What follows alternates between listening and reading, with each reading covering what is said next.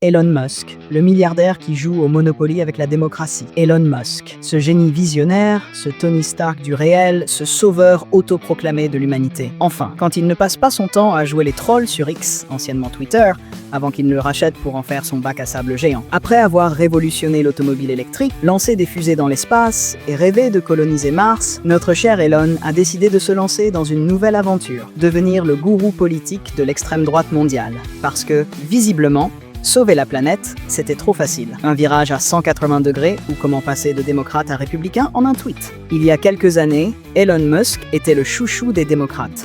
Il finançait leur campagne, votait pour Hillary Clinton et aurait presque dansé la Macarena avec Joe Biden si on lui avait demandé. Mais voilà, comme un ado capricieux qui change de look pour épater la galerie, Musk a décidé de virer sa cutie. Adieu les démocrates, bonjour les républicains. Son excuse, les démocrates ne soutenaient pas assez ses projets. Ah oui, parce que visiblement, quand on est milliardaire, on a le droit de changer de camp politique comme on change de chemise. Et si en plus, on peut éviter de payer des taxes, c'est jackpot.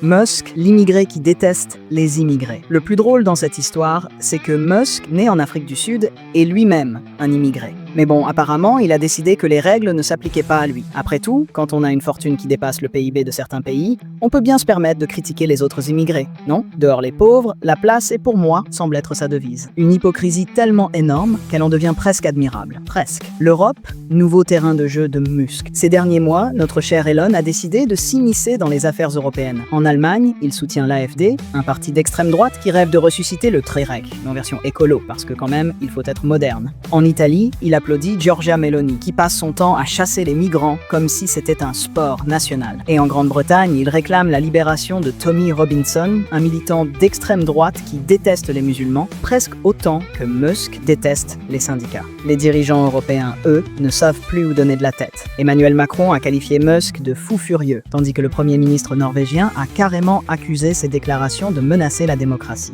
Mais bon, quand on est Elon Musk, on s'en fout un peu des critiques. Après tout, il a assez d'argent pour acheter un pays entier s'il le veut. Pourquoi ce soutien à l'extrême droite? La question qui tue. Pourquoi Musk soutient-il l'extrême droite? Certains disent qu'il est simplement opportuniste, qu'il a vu dans ce mouvement un moyen de gagner encore plus de pouvoir. D'autres pensent qu'il agit sous les ordres de Donald Trump, préparant le terrain pour une Amérique encore plus à droite. Mais la théorie la plus plausible, c'est que Musk s'ennuie. Après avoir colonisé l'espace et révolutionné l'automobile, il s'est dit « Et si je jouais un peu avec la démocratie ?»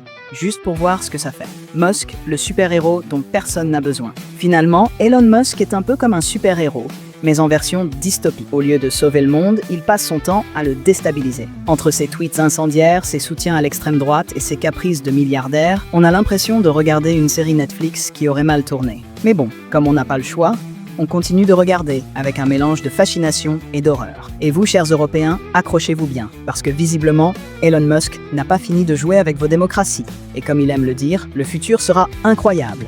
Enfin, ça dépend pour qui.